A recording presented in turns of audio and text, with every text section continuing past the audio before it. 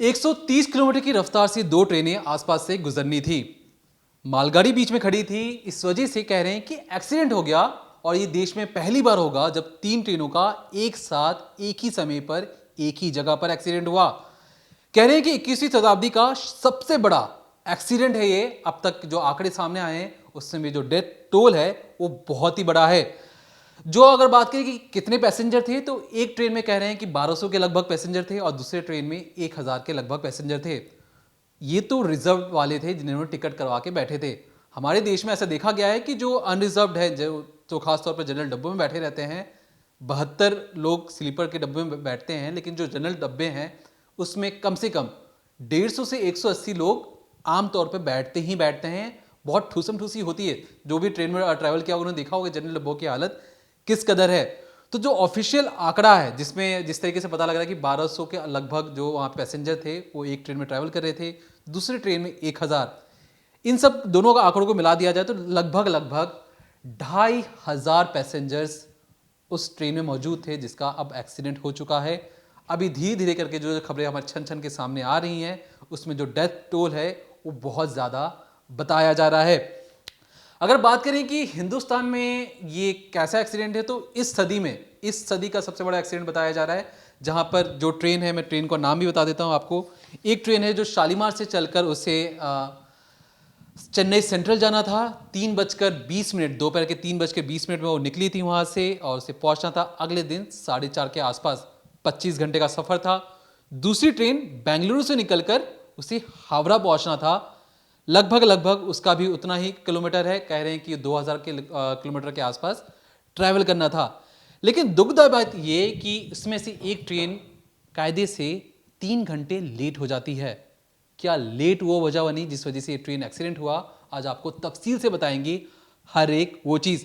सबसे पहले समझते हैं कि अब तक जो आंकड़े हमारे पास सामने आए हैं, जिस वक्त हम ये वीडियो रिकॉर्ड कर रहे हैं, वो आंकड़े क्या बता रहे हैं वो भी आप पहले समझते हैं। इस खतरनाक और सदी के सबसे बड़े ट्रेन हादसे में अगर मैं बताऊं आपको कि तकरीबन 1091 कैजुअल्टीज़ हुई हैं और इन कैजुअल्टीज़ के अंदर जो मरने वालों का आंकड़ा है, जो मरने वालों का जो डेटा आया है अभी तक, वो तकरीबन 288 लोग ऐसे हैं जिनकी इस हादसे के अंदर मौत हो चुकी है। वहीं अगर गंभीर रूप से घायल यात्रियों की बात करें कि जो यात्री इन तीनों ट्रेन में सवार थे, उन तीनों ट्रेनों को मिला के जो गंभीर रूप से घायल यात्री हैं वो नंबर है तकरीबन 56 लोग ऐसे हैं जिनको ऐसी चोट लगी है जो उनकी जान पर अभी खतरा बना हुआ है, उनकी हालत बहुत गंभीर है और वो यात्री गंभीर रूप से घायल हैं।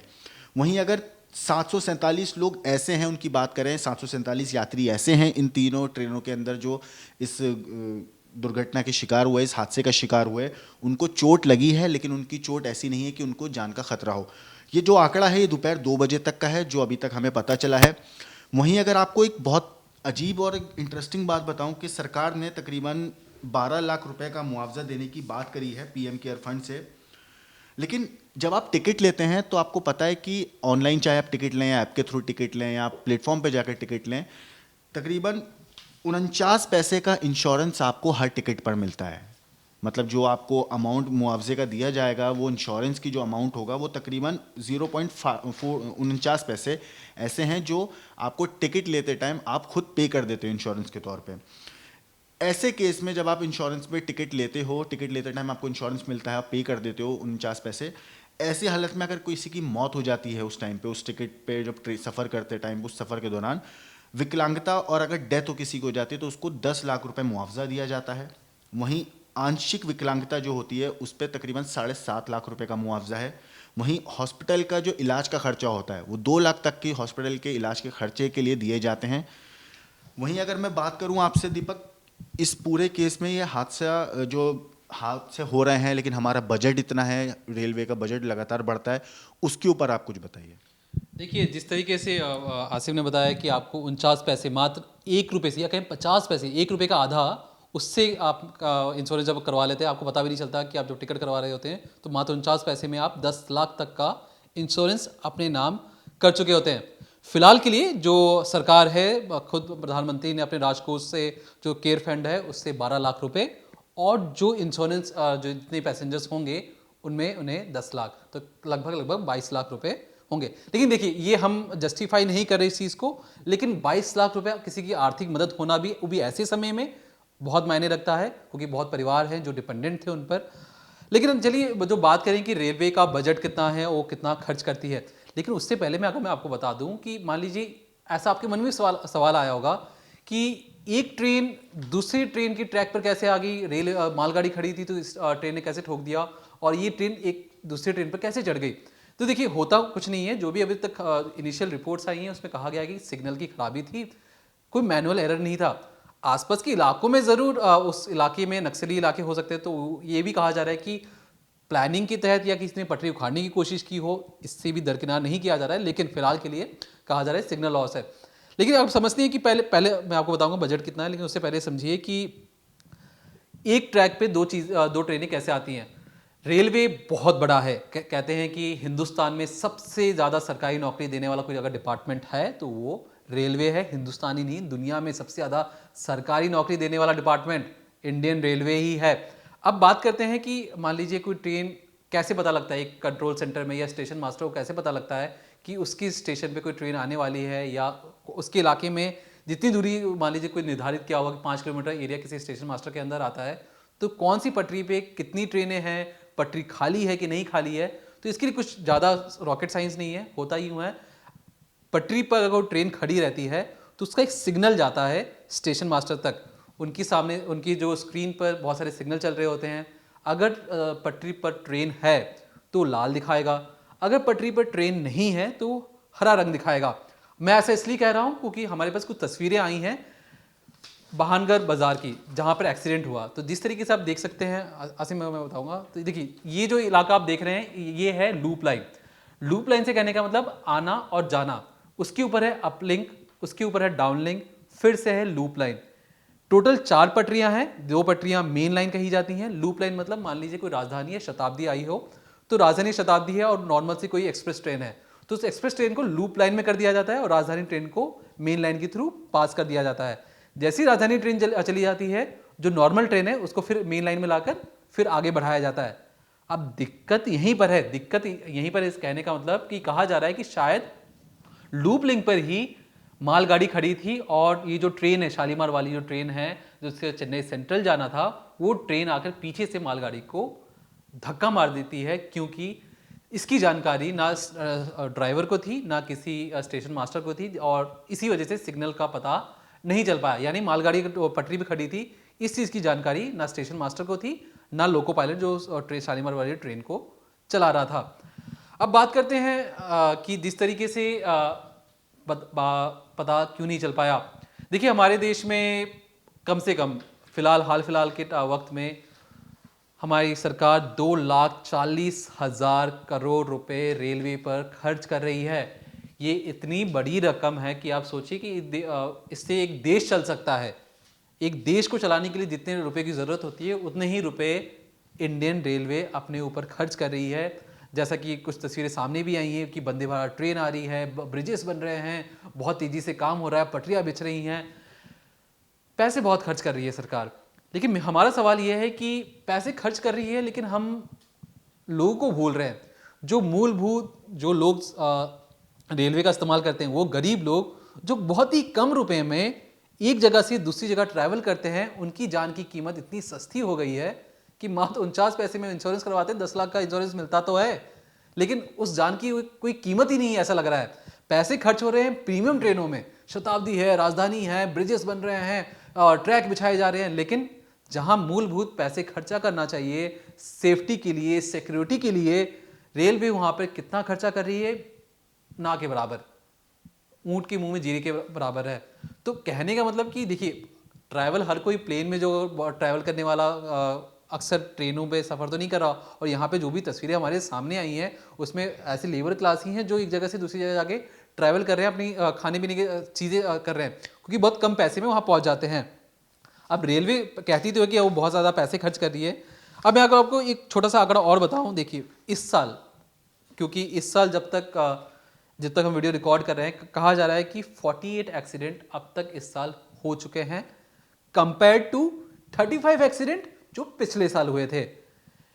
37% रेल एक्सीडेंट इंक्रीज हुए हैं और 2,40,000 जो करोड़ इस साल जो दिए गया है रेलवे को खर्च करने के लिए, इसके एक साल पहले तक 1,40,000 करोड़ रुपए खर्च किए गए थे। मतलब पिछले 1 साल के दौरान ही 1 लाख करोड़ रुपए रेलवे को ज़्यादा अतिरिक्त दिया गया है ताकि वो अपने मूलभूत सुविधाओं को बढ़ा सके। इसमें मान लीजिए मेट्रो ट्रेन भी हैं, बुलेट ट्रेन जो आ रही है, वंदे भारत है। तो हमारा कहने का मतलब कि आप इतनी बड़ी बड़ी ट्रेनें आप निकालिए, अच्छी बात है, देश की इमेज बन रही है, लेकिन क्या हम अपने लोगों को भूल रहे हैं? जो भारतीय, जो गरीब लोग वहाँ पर ट्रैवल कर रहे हैं ट्रेन से, क्या हम उन्हें भूल चुके हैं? क्या उनकी सिक्योरिटी को भूल चुके हैं? बहुत ही बड़ा सवाल है, क्योंकि जिस तरीके से अब जो चीज़ें सामने आ रही हैं, बहुत ही मुश्किल है उनका रेस्क्यू करना। देखिए वो उस इलाके में 40 डिग्री की गर्मी है। जो रेस्क्यू करने गए हैं जो अधिकारी, वो कह रहे हैं कि गैस कटर भी, क्योंकि बहुत ज़्यादा गर्म होता है, तो 40 डिग्री की गर्मी में आप गैस कटर से लोहा काट रहे हैं, वो भी रेलवे का ऐसा लोहे का डब्बा, उसमें लोग अंदर बैठे हुए हैं, धंसे हुए हैं, सीट के ऊपर सीट चढ़ी हुई है, बोगी के ऊपर बोगी चढ़ी हुई है, बहुत ज़्यादा मुश्किल हो रहा है। लेकिन रेलवे ने पिछले साल ही 2022 में मार्च का महीना था, अश्विनी जो मिनिस्टर हैं, उन्होंने एक परीक्षण किया। उन्होंने एक सॉफ्टवेयर का बताया कि वो आसिम बताएगा कि वो सॉफ्टवेयर कैसा था, क्योंकि मैंने वो वीडियो देखा तो मुझे लगा कि एक तरफ खुद मिनिस्टर साहब बैठे हैं, दूसरी ट्रेन में रेलवे बोर्ड के चेयरमैन बैठे हैं। वो दोनों कहते हैं कि देखिए हमारे पास ऐसा सॉफ्टवेयर आ गया है कि ट्रेन का एक्सीडेंट कभी हो ही नहीं सकता। वो दोनों फुल स्पीड में ट्रेन को लेकर जाते हैं और ट्रेन जाकर अचानक से एक ही ट्रैक पर दोनों ट्रेनें रुक जाती हैं। बहुत वाह हुई, ट्विटर पे ट्वीट हुए, इंस्टाग्राम पे पोस्ट वायरल हुई, फेसबुक पे वीडियो बहुत ज़्यादा वायरल हुई, लोगों ने उस पर खबरें किया। लेकिन 1 साल बाद पूछा गया कि वो सिस्टम हर ट्रेन में क्यों नहीं है। उसका जवाब भी हम आपको बताएंगे, लेकिन वो सिस्टम पहले क्या है वो समझते हैं पहले। दीपक, वो सिस्टम का नाम है कवच सिस्टम। ये सिस्टम जो होता है जीपीएस और माइक्रो प्रोसेसिंग से लैस एक सिस्टम है जो रेडियो संचार सिस्टम से जुड़ा होता है। अब इसमें क्या होता है कि सिस्टम मदद कैसे करता है एक्सीडेंट रोकने के लिए, जो कहा गया कि एक्सीडेंट रोक सकता है, एक्सीडेंट रोकने में बहुत सक्षम है।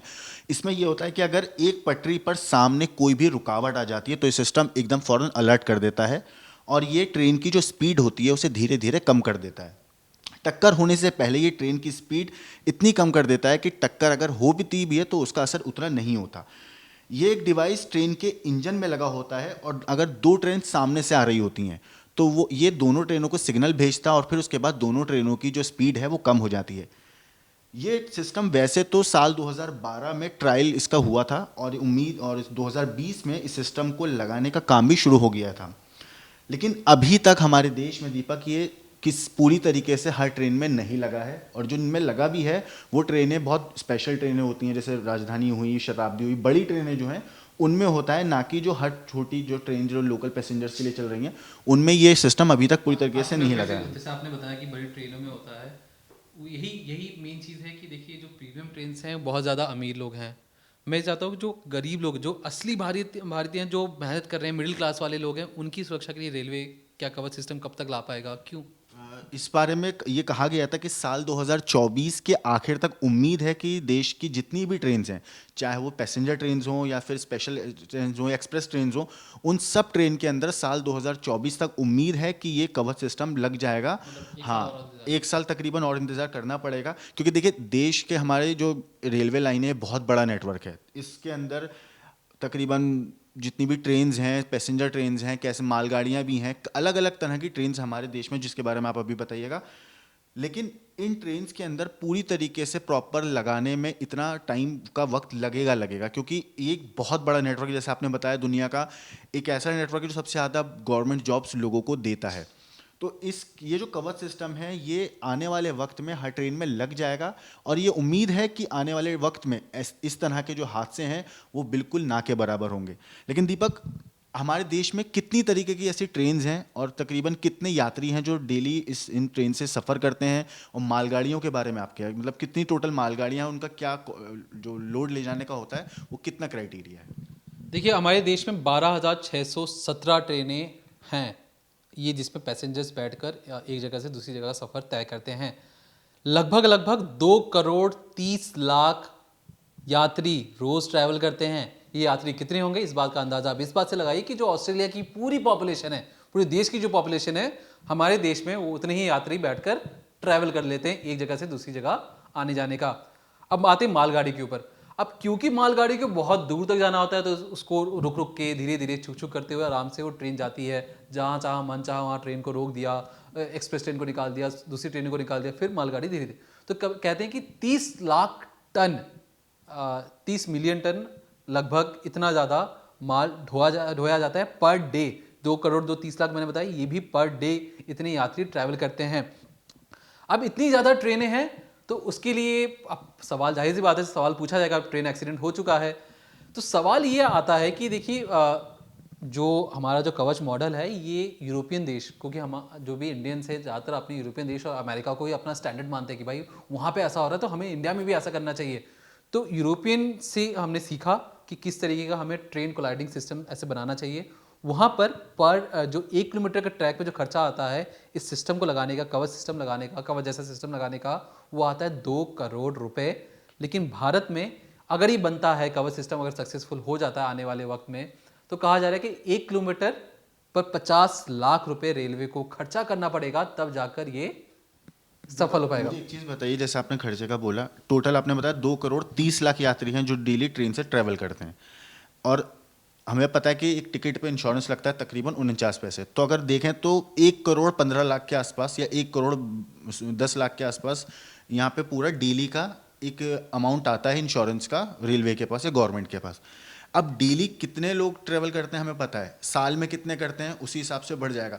तो सोचिए ये नंबर कितना बड़ा है और कितना ज़्यादा अमाउंट आ रहा है सरकार के पास, रेलवे के पास, लेकिन उसके बावजूद जो तकनीकी तौर पे जो सुविधाएं पहुंचानी चाहिए वो उसमें टाइम अभी भी लग रहा है। तो ऐसे हालात में सरकार को क्या चीज़ करनी चाहिए कि ये चीज़ें ज़्यादा जल्दी से जल्दी पॉसिबल हो सकें और यात्रियों की जान इस तरीके से ख़तरे में ना आए। देखिए रेलवे खर्च तो बहुत कर रहा है, और जाहिर सी बात है जिस तरीके से इंश्योरेंस के पैसे, आपको लगता होगा कि 1 रुपये से 49 पैसे क्या जाता है, 49 पैसे मैंने लगा दिए, 49 पैसे मैंने लगा दिए। अब आसिम और हम दोनों कहीं ट्रैवल कर रहे हैं मान लीजिए, तो मैंने 49 पैसे दिए, लगभग 50 पैसे, आसिम ने भी 49 पैसे दिए, हम दोनों का इंश्योरेंस हो गया 1 रुपये से कम में, 10 लाख इसका, 10 लाख मेरा, अगर हमारी डेथ होती है तो यही सोचिए कि एक रुपये से, लगभग एक रुपये से कितने यात्री ट्रैवल करते हैं।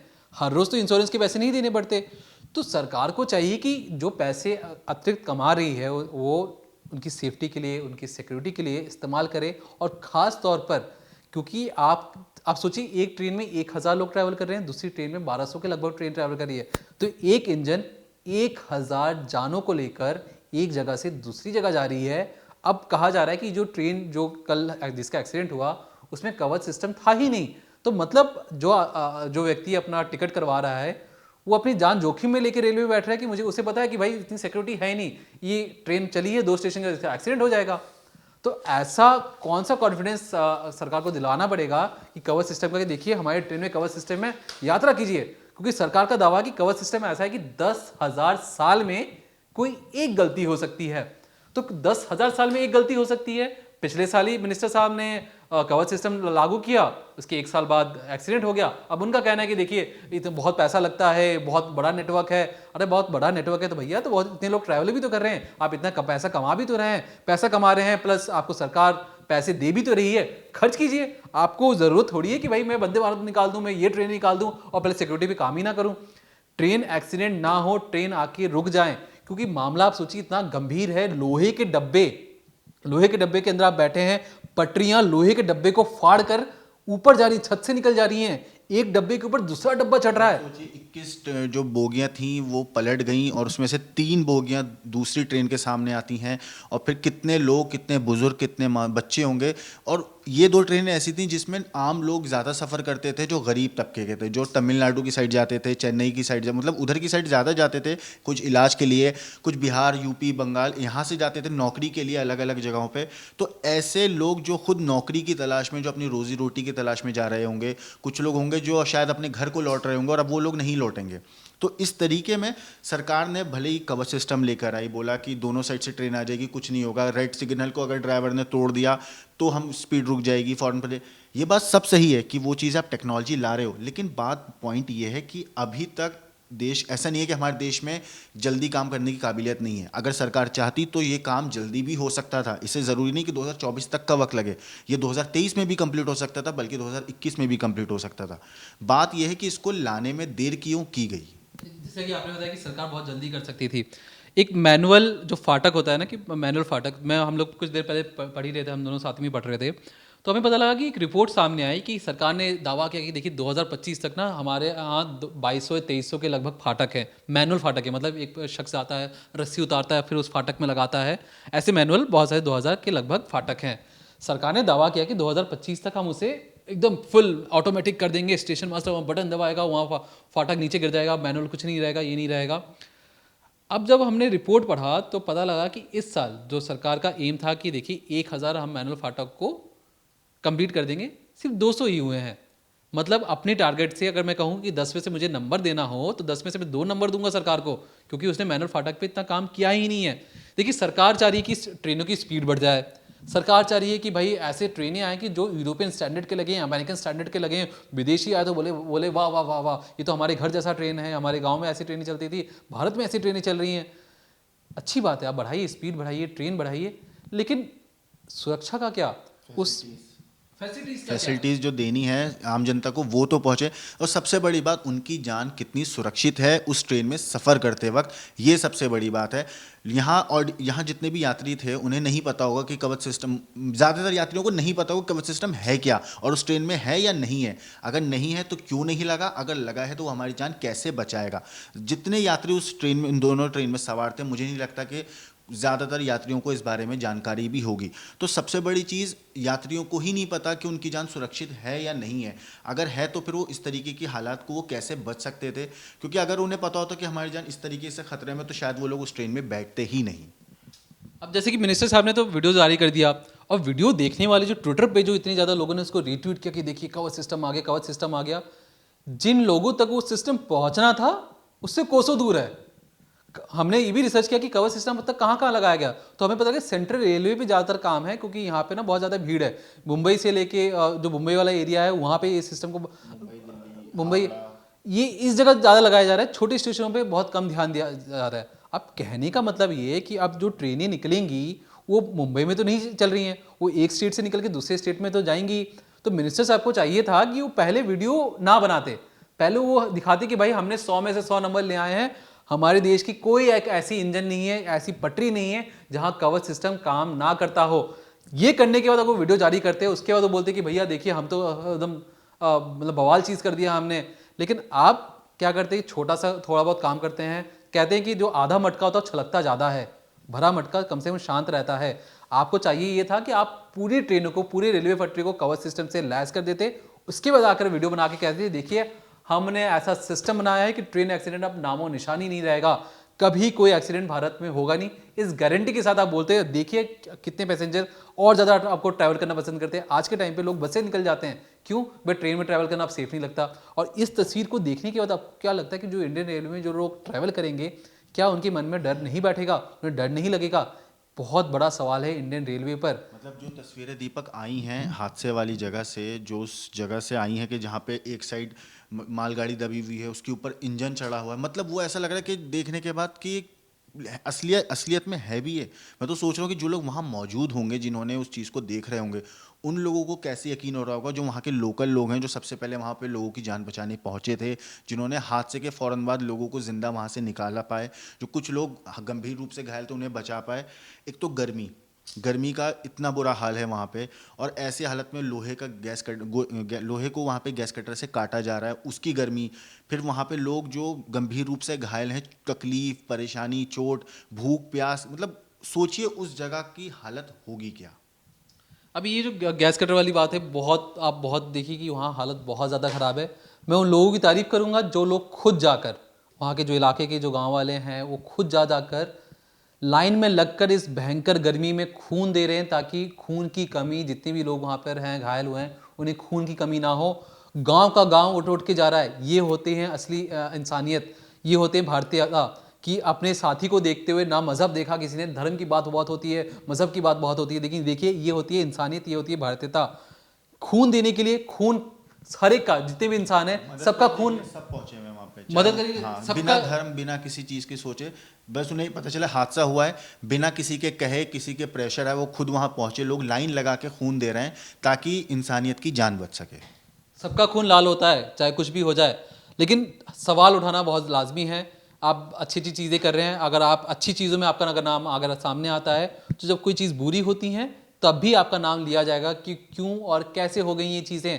क्या आपने ठीक से काम नहीं किया, या आपने ठीक से काम कर रहे थे तो आपने बहुत जल्दबाजी में अपनी वाहवाही करने के चक्कर में बहुत पहले ही सब कुछ बोल दिया कि देखिए हमने ऐसा सिस्टम लिया है। पूरे देश की जनता को उम्मीद लग चुकी थी कि आपने ऐसा सिस्टम बना दिया होगा, लेकिन अब जब धीरे धीरे खबर छन के सामने आ रही है तो पता लग रहा है कि अरे भैया इसमें तो बहुत पैसे खर्च होंगे, इसमें टाइम लगेगा, पटरियों में काम करना पड़ता है, स्टेशनों में काम करना पड़ता है, वो इंजन के ऊपर भी काम करना पड़ता है। तो पहले वीडियो बनाने का क्या मतलब था, ये मेरा सवाल बहुत ज़रूरी है। दूसरा सवाल कि 49 पैसे में इंश्योरेंस तो हो जाता है, लेकिन देखिए हमारे देश में जान की कीमत मुआवजे से नहीं चुक पाती है। बस ये है कि हाँ, जो परिवार के लोग होते हैं शायद उनकी कुछ परेशानियां कम हो जाएं, लेकिन मुआवजा किसी कोई भी पैसा, चाहे वो कितना ही अमाउंट क्यों ना हो, चाहे वो 1 करोड़ हो, 50 करोड़ हो, 100 करोड़ हो, किसी भी जान की कीमत कोई भी पैसा अदा नहीं कर सकता। जो तकलीफ, जो दुख, जो दर्द उनके परिवार वाले झेल रहे होंगे, उन लोगों को ज़िंदगी भर उस चीज़ के साथ अब जीना पड़ेगा। जो सोच रहे होंगे कि हमारे घर के बच्चे, पति, हस्बैंड, बेटा, जो घर आने वाले होंगे, जिनके इंतज़ार में वो लोग बैठे होंगे कि बेटा आएगा, माँ आएगी, भाई आएगा, बहन आएगी, अब वो लोग नहीं आएंगे। तो ये जो तकलीफ़ है, ये जो दर्द है, वो मुआवजे के पैसे से पूरा नहीं हो सकता है। हाँ, कुछ हद तक उनकी मुश्किलें थोड़ी बहुत शायद आसान कर दें ज़िंदगी की, लेकिन वो जो तकलीफ़ है, वो जो दर्द है, वो उनके साथ ज़िंदगी भर रहने वाला है। देखिए ये मेरा पर्सनल ओपिनियन है। एक ये है कि जो मैं हम लोग सुबह ऑफिस में आके भी यही बात कर रहे थे, बात ये कर रहे थे कि देखिए हमारे देश में ना जनसंख्या बहुत ज़्यादा है। यूरोप के देश में जाएंगे, अमेरिका जाएंगे, खासतौर रशिया, ऑस्ट्रेलिया की बात ले लीजिए, ऑस्ट्रेलिया की जितनी पॉपुलेशन होती है उतनी यात्री हमारे ट्रैवल कर लेते हैं। जहाँ रिसोर्स ज़्यादा होता है ना, उसकी अहमियत कम हो जाती है। अब फॉरेन में या विदेशों में ऐसा है कि वहाँ तो जनसंख्या कम है, तो वहाँ लोगों की जान की कीमत है। हमारे देश में देखिए ट्रेन एक्सीडेंट हो जाते हैं, लोग चाकू मार देते हैं गलियों में, कहीं आतंकवादी हमला कर देते हैं, मतलब जान की कोई कीमत ही नहीं है। इस कदर हालत हो चुकी है कि लोग, मतलब मौत कभी भी कैसी भी आ सकती है। सपनों को लेकर एक ट्रेन निकली थी एक जगह से दूसरी जगह पहुंचने के लिए, बीच रास्ते में ही इतनी दर्दनाक मौत मिल गई कि पूरा परिवार सदमे में है। वो एक दो परिवार नहीं, हज़ारों परिवार होंगे। ज़्यादा जानकारी के लिए देखते रहिए क्राइम तक।